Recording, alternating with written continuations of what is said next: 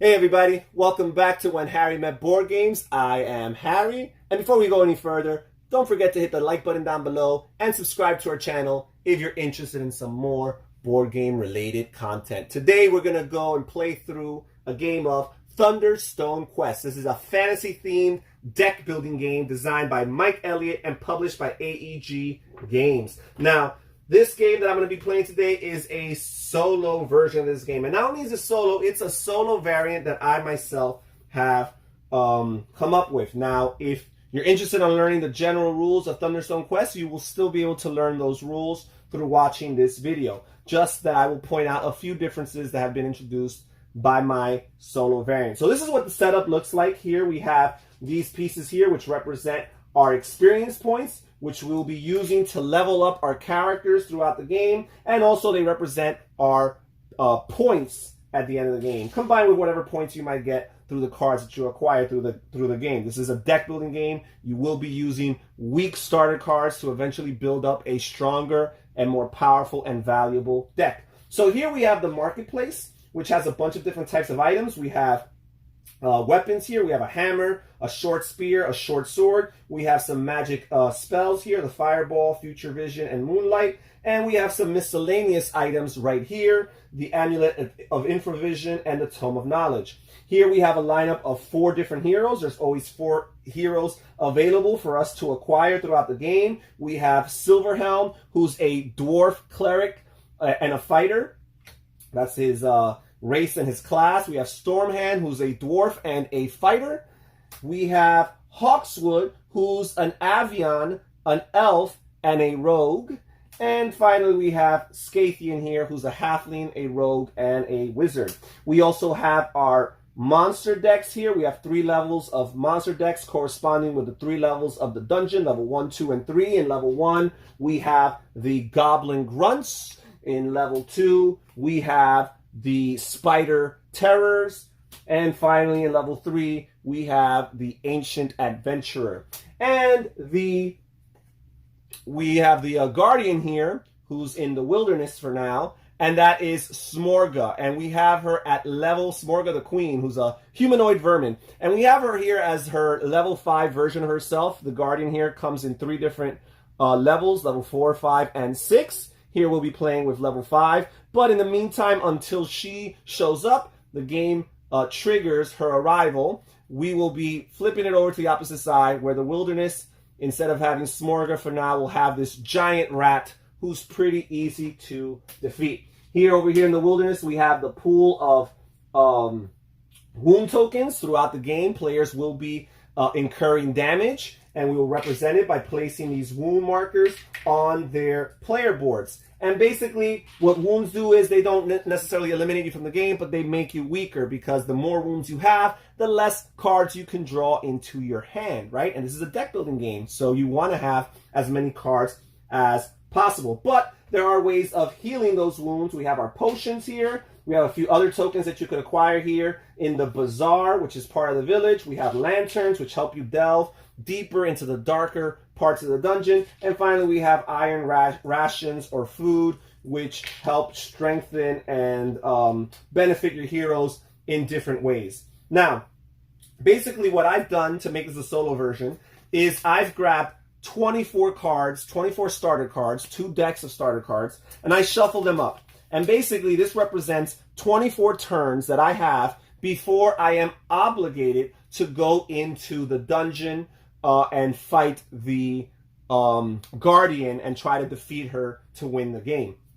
Now, normally the game is triggered by the appearance of the fourth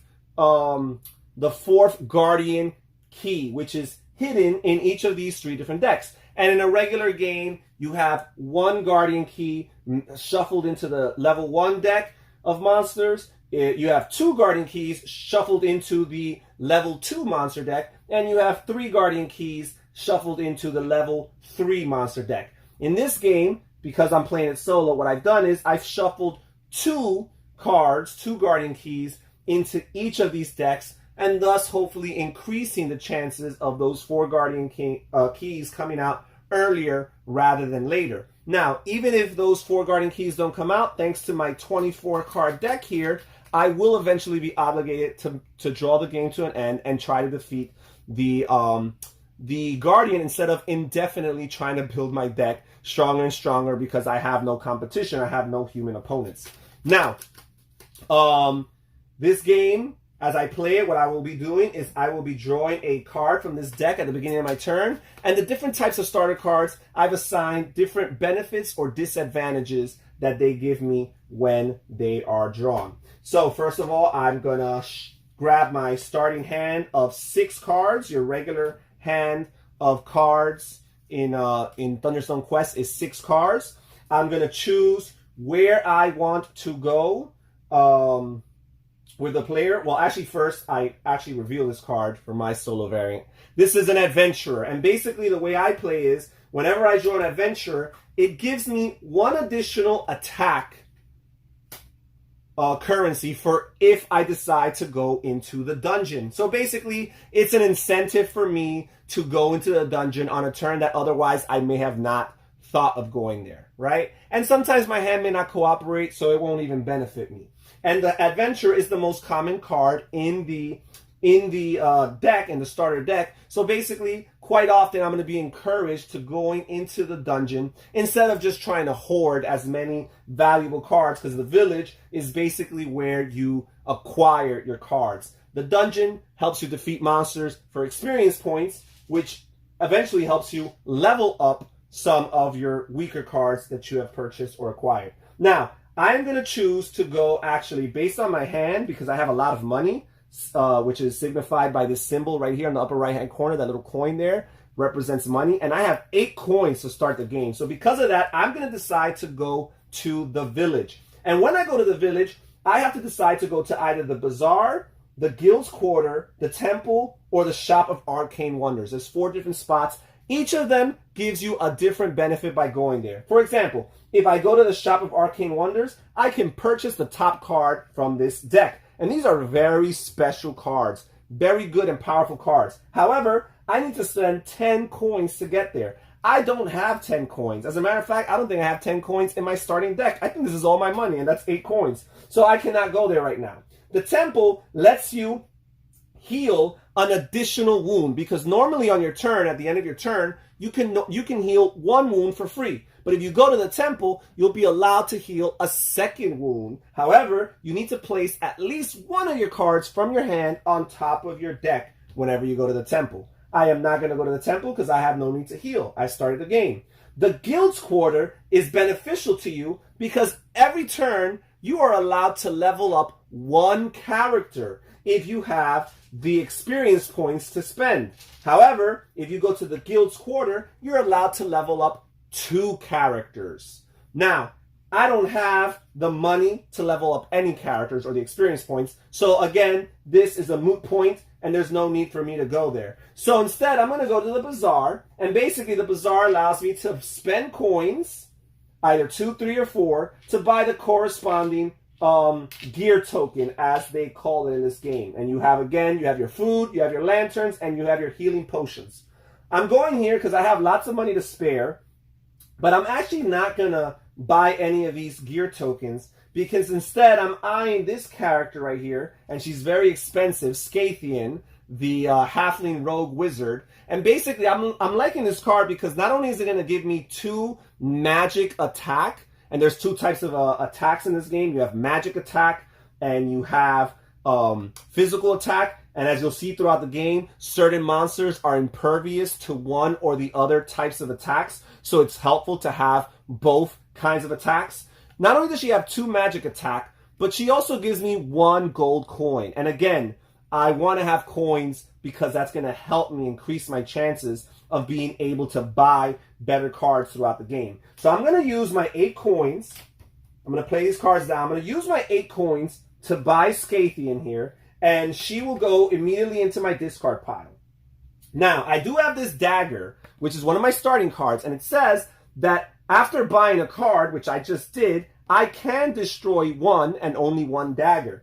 And I'm thinking of that, but at the same time, I don't want to do that because right here I have this lantern card, which tells me that after I've completed my village phase, I can take a dungeon phase, because usually at the beginning of your turn, you're choosing to either do a village phase right here, acquiring your cards, or a dungeon phase where you go and try to fight monsters. But this lantern allows me to do both of those actions, a village phase followed by a dungeon phase. However, I am limited to only going to the wilderness, which is the first space in the dungeon. You cannot move further or deeper into the dungeon. So because I can go into the dungeon right now and fight, I am not going to get rid of this dagger. Instead, I'm going to go into the dungeon, and I can only go to the wilderness. And here, when you're going to fight different monsters, first of all, your weapons need to be held. They need to be wielded by one of your characters, right? A weapon that's not wielded by a character has no attack value. It still has its monetary value for whatever it's worth, but it has no attack value. So I'm going to choose to make the adventurer wield this dagger. And if a level 0 hero, which the adventurer happens to be, is wielding this card, then I get to draw one card, which is very helpful because so far I don't have anybody to wield this other dagger. So I will draw a card, and it is another adventurer, which I will use to wield this card. And again, this card is being wielded by a level 0 hero. So I get to draw another card, and it's yet another adventurer. So I have 1, 2, 3, 4, 5 attack, plus due to my solo variant, I have a 6th attack here. But that is overkill. I have no need for that because I am simply fighting this giant rat in the wilderness whose health value is only 4. So I only need 4 attack to defeat him. Now, this giant rat never disappears from the wilderness. He always stays in the wilderness. You keep on defeating him over and over again throughout the game. However, he has this spoils ability, which triggers every time you defeat him. And it says that you can level up one of your level 0 heroes, ignoring the level up cost. Because normally, to level up, as I mentioned earlier, you need to spend these experience points. And I don't have any. So defeating that giant rat allows me to level up one of these for free. And the starter cards, when you level them up, you basically grab any level 1 card of your choice. And I'm going to choose another Scythian because she is very expensive, and she's the most expensive out of these 4 heroes. And it's probably going to be very hard for me to get her many times throughout the game. So I am just going to use that there. And I am done with my turn. Now, I would look at my hit points here, which is represented by this track right here. And whatever number is the furthest number from the right that is empty, that is not being occupied by a wound token, represents how much my hand is. So right now, I have all of these spaces empty, so I get to have a maximum hand of 6 for now. So I'll draw my next hand of 6 cards. Everything that I use this turn will go into the discard pile. And I have my next hand of 6 cards, and we move on. So I only have 4 cards. Remember, I drew a few cards throughout that turn. So I'm going to have to shuffle my deck to get 2 more cards. But while we're at it, we'll flip over this next card and see what's going to happen on this next turn right here. And what we have here is the Thunderstone Shard, right? So the way I play with this Thunderstone Shard is that plus 1 health. Every time I draw a Thunderstone Shard, I add 1 health to all the monsters in the dungeon. So basically, this actually does the opposite of the adventurer, where it might discourage me from going to the dungeon on a turn that otherwise I may have wanted to go there, because I might be afraid that I don't have enough to defeat these monsters. So let me draw my 5th and 6th card here. Okay.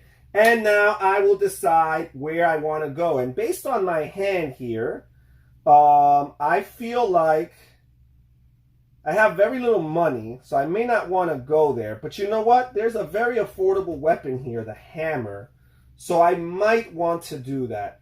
And I do have the lantern, which again is going to allow me to double dip. I'm going to be able to have a village and a dungeon phase. So I will go to the village. I'll go to the bazaar here again. And what I'm going to do is I'm going to use the 4 coins that I have here in my hand to buy this.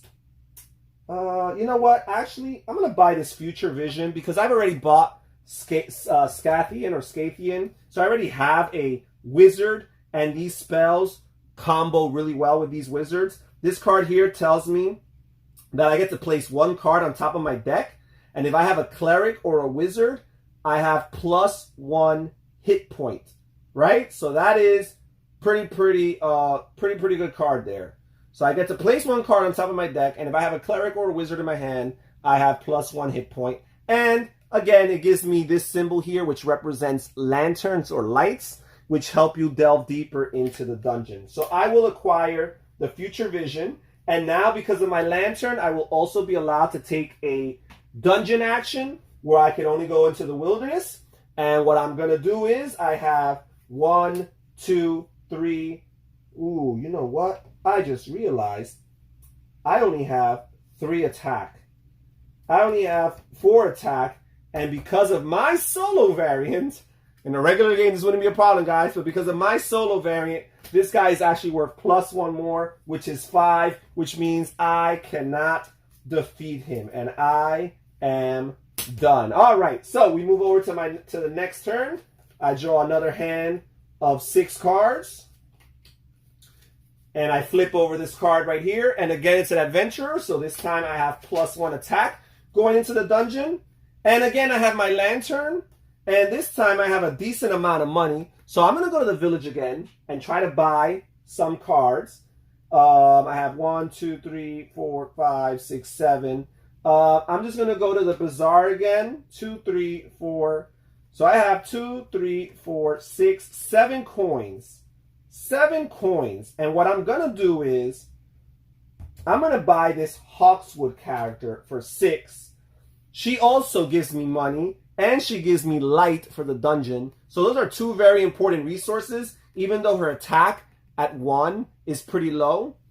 But I'm still going to get her because that money and that light are very hot commodities. So I'm going to buy her. And this time, I'm going to use my dagger ability, which is if I bought a card this turn, I get to destroy this card. So I will destroy this card, have 1 less starter cards. I love getting rid of starter cards. Some people don't. Why do I want weak cards in my deck? I want powerful, strong cards in my deck. And now the lantern is going to allow me to go into the dungeon, only as far as the wilderness. And I have 1, 2, 3, 4, 5 attack. And because of my variant, again, I have a 6 superfluous attack because I only need 4 to defeat this giant rat. And I'll defeat the giant rat. And again, it lets me level up a level 0 character for free. So I will get rid of this adventurer. And I'm going to get myself another Hawkswood. Because again, I really want, especially early on, to have this money in my deck. Even though these 2 other characters are very, very valuable for fighting, right now I want to get a little bit more money in my deck before I end up getting them. So there is that. All right, I only have 1 card left in my deck, so I'm going to have to shuffle my discard pile. And let me flip over this card and start getting ready. The Thunderstone Shard again. So again, according to my solo rules in particular, all of these monsters in the dungeon are going to be worth 1 more hit point. But don't worry, that doesn't apply to you guys. If you don't like this variant, or if you never plan on playing solo, you'll never have to deal with this nonsense. This is just the way that I've modified the game because I love this game and I want to play it more often, and I don't always have someone to play it with. All right, so let me draw the remaining hand here of 6. Okay, and I am, can I go? I am discouraged to go into the dungeon. I don't have a lot of attack, and on top of that, I don't even have, I do have the lantern, but no. I think, how many coins do I have? I have 1, 2, 3, 4, 5, 6, 7 coins, which is really, really good. So I'm going to go over here again, and I'm going to use, again, 6 of those 7 coins. I'm going to use them to acquire this Silver Helm character. And what I'm going to do is, I still have, because of this dagger here, this dagger, because I bought a hero this turn, because I bought a card this turn, I get to destroy this dagger, and yet again, get rid of a weak starting card. So I have Silver Helm, and now I could go to the dungeon if I wanted to. But the truth is, the character is going to be worth one more, so I am not going to be able to do anything with that anyways. So I'm just going to leave it right there. And I've already gone through 4 turns. I really got to start speeding things up a little bit because believe it or not, this game, especially my variant, creeps up on you. I only have 20 more turns left to go. So let me draw my next hand, 4, 5, 6. Flip over this next card. We have the dagger. And the way I play with the dagger is that it adds 1 coin to my total. So every time I flip over a dagger, I add 1 coin to my total. And let's see what I have here. I have 2, 4, 6, 7 daggers. So that is pretty good. 7 coins, I should say. So what I'm going to do is, I am going to stay in the village here because I want to get these cards. And what I'm going to do is, I'm going to use, let's see here. I'm going to use money to get myself a gear token. And in particular, I want to get the rations here. And what the rations allow me to do is at any point at the beginning of my village or my dungeon phase, I get to turn these in, and it's either going to give my hero, a hero of my choice, 2 more skills, and skills right here basically tells you what kind of weapon you could wield, because the different weapons have a skill requirement. So for example, for a hero to be able to wield this weapon, they need to have at least 4 skill. And some of these heroes, their skills, especially the starters, are as low as 2. So some of these weapons, it would be impossible for them to wield. But for every iron ration that you turn in at the beginning of your dungeon phase, you get to add 2 skills, at least for that turn, to that hero. So that's good. Or I could turn it in at the beginning of my village phase for 1 additional coin. So this is pretty good. I do have to spend 2 coin for it, but it's an additional coin that I could add to a hand in the future. So it's kind of like putting it on layaway. So I will spend 2 out of my 7 coins to acquire that iron ration. I put it here on my player board. And I still have 5 more, which I cannot buy any heroes with that 5, but I can buy something from the marketplace. And I'm debating between this Moonlight and this Short Spear, right? I do have a good investment on magic. And I think, this here gives me 1 attack and only 1, but it does give me 1 light for every wizard in my hand. That could be helpful for going through the dungeon. But you know what? For now, I'm actually going to buy this Short Spear, which is an edged weapon, and it gives me +2 physical attack. After the battle, though, I have to destroy this card. I guess it represents the fact that you throw a spear to your, enemy. So basically, you do get +2 attack. You get 1 + 2, which will be a total of 3. However, you lose it after the battle. That is tough.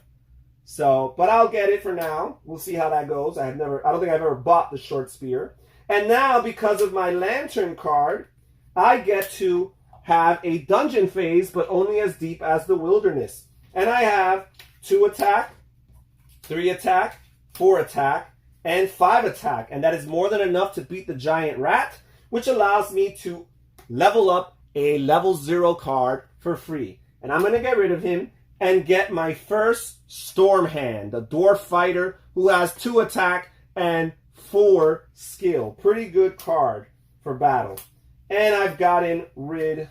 I'm done with my next turn. Now let's move on. Draw 6 cards. So it's still, I'm revving up very slowly. I still haven't fought a monster of even a level 1 yet. I've basically been relegated to traveling through the village and defeating the giant rat in the wilderness. But I'm really trying to just strengthen my deck little by little. But I do have to eventually go there, because if I don't get experience points, I'm not going to be able to level up these heroes much longer, because I'm running out of these level 0 heroes that I could level up for free when I defeat the giant rat. Once I'm down to just level 1 heroes, I'm going to actually have to pay real experience points to upgrade them. So let me flip over this next card here. I've got the Thunderstone Shard, which again, in my variant, will make each of these monsters worth 1 more attack. I do have the Lantern here. Again, I feel like I have it almost every other turn.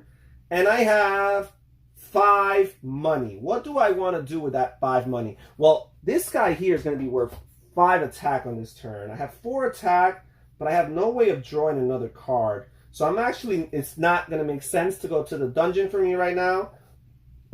Instead, I want to see, I think I'm going to go here to the village, to the bazaar in particular. And I'm going to use my 5 coins. I'm going to use 2 of them to buy another iron ration. And I'm going to use the other 3 to get the hammer, right? Because I bought the short spear, but I'm going to be losing the short spear every time I use it for battle. While this hammer, I will be able to keep. And a very important thing, not only does it give me attack, but it gives me coins, which again is very, very valuable. I can have a dungeon phase now if I wanted to, but it would be irrelevant. So I will move on and draw my next 6 cards. 4, 5, 6. All right. And I will flip over one of these cards here. We have the Adventurer. So again, for this turn, I will have 1 more attack for when I go into the dungeon. And I have a pretty good hand for attack right now. My coins, I have 1, 2, 3, not too many coins. So I am actually going to make this my first exciting turn in the wilderness, in the dungeon. So I have 1 attack. I need to use this short spear, needs to be wielded by somebody who has enough skill. The Storm Hand definitely has enough skill. He has a skill of 4. And this short spear only requires 3 skill. And that gives me 3 because I get to add 2 temporarily to this. So that's 3 plus 2 is 5, 6, 7 plus 2 is 8. And I have 1, 2 light. Oh, wait. I have to place 1 card on top of my deck with this guy here. So I'm actually going to place this one here, the Hawkswood. I'm going to place her on top. And this allows me to have 1 more hit point if I have a cleric or a wizard. And I do have a wizard right here on this hand.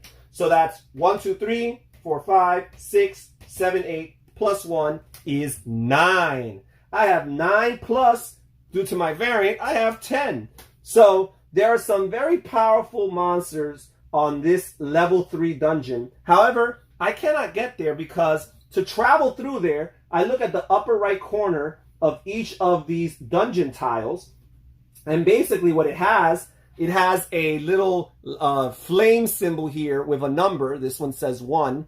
And that's how much light I need to have in my current hand or in combination with any of these lantern tokens, which I don't have any at the moment. So to get to this room, I need to have at least 1 light. Well, if you look over here, this one here has a number 2. So to travel from here to here to here, I would need a total of 3 light, and I only have 1 light in my hand. So level 1 and level 2 dungeon rooms are as far as I can go on this current turn. But I'm going to try to get the most for my money. So I'm going to actually go over here. Well, some of these rooms have special warnings or limitations that you need to actually read through, because if not, you'll be surprised by what it says. This room here says that heroes have net -1 skill, which is fine with me because Stormhand here has more than enough skill that even if he lost 1 skill, he would still be able to wield the short spear. So I can go there, and this costs me 8. So I'm going to use my... but to travel through here, I have to go through this guy. And this guy has this little warning symbol here, which means you cannot go through him without ignoring him. And basically it says that if I move through this room, I gain a wound. Just for going through him, bypassing that character, I would gain a wound. So that's something I have to consider. I could just go and get this guy. You know what? I am going to do that. So I'm just going to spend 1. I have 1 light right here to get into this room. And I'm going to fight this level 2. And I'm going to fight this level 2 character, the Phase Spider.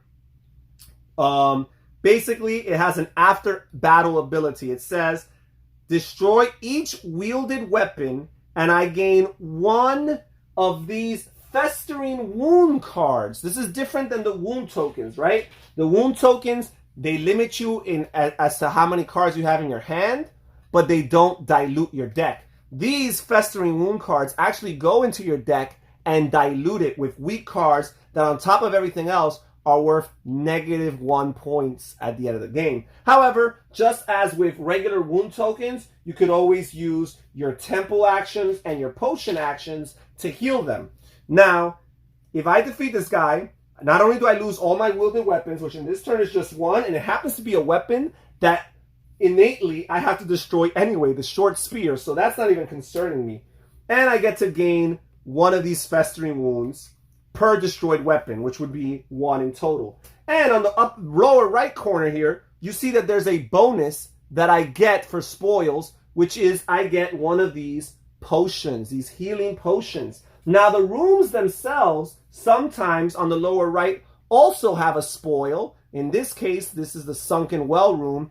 I get a lantern for defeating the monster in this room. So, I will travel to this room. I need 7 attack. However, this player is impervious to 2 magic attack points. So, if I basically subtract any magic that I have, or I subtract 2 of my magic points, which I only have 2 magic points in total. So I will disregard Scythian. And then I look at the remainder of my attack, and I have this card, which is worth 3. This one, which is worth 2 more. That's a total of 5. This one, which is worth 1 more, which is 6. And according to my solo variant, this adventurer here will give me 1 more, and that will be a total of 7, which is just enough to defeat this monster. So again, this guy has a shield basically protecting him from magic attack of 2. So you subtract any 2 magic points from your total attack. And if the remainder of your attack is equal to or more than the number on this larger circle, which is 7, you're able to defeat this monster. So I will defeat this monster. I will get all his benefits, which include 4 experience points. I grab 4 of these gray tokens, lay them on my player board, and I grab a healing potion and a lantern as spoils for the battle. And that is it. All right, so that's pretty much a gist of how Thunderstone Quest is played. You continue to go and navigate between the difficult decisions of, do I go to the village and find ways of upgrading my deck, or do I go to the dungeons and, put my deck into action, try to get experience points, because these experience points are not only your point totals for the end of the game, but they're also the way that you're going to be able to level up your characters, because when you buy the characters, you can only buy the characters that are on the top part of the deck, and as they become more valuable, they get very, very expensive. Leveling up is usually the more pragmatic way of getting a stronger deck. So you do need to have a good balance of village and dungeon actions. And eventually, when 4 keys are drawn out, or in my solo variant, when you run through your 24 turns, you need to fight the Guardian. And if you have enough attack to defeat them, you get certain spoils for defeating them. And the attack that you've used to defeat the Guardian, you get extra experience points divided by 2. So for example, you defeat the Guardian by using 10 attack points. You divide 10 by 2, which is 5, and you get 5 additional experience points. The player who has the most points wins the game. I play in the solo variant just to try to actually accomplish the feat of defeating the Guardian, and then marking down my final score and comparing it to myself in other solo plays. So this is Thunderstone Quest. If you enjoy dungeon delving or dungeon crawlers type of games, if you enjoy fantasy themed, adventure themed games, if you enjoy deck building games, and especially this static lineup of cards where you know exactly what is available to you. You don't have a shifting market or a shifting lineup of cards. Instead, you know from the very beginning what's available to you. You can strategize and map out your plans for the game long term and see who can be the most efficient in constructing their deck. If you like these type of deck builders, and again, the theme helps. If you like these kind of games, then Thunderstone Quest might be a game you want to try. Well, that's it for today's playthrough. Thank you so much for watching us here at When Harry Met Board Games. Please don't forget to hit the like button down below and subscribe to our channel. Stay safe, stay healthy, and take care. Bye-bye.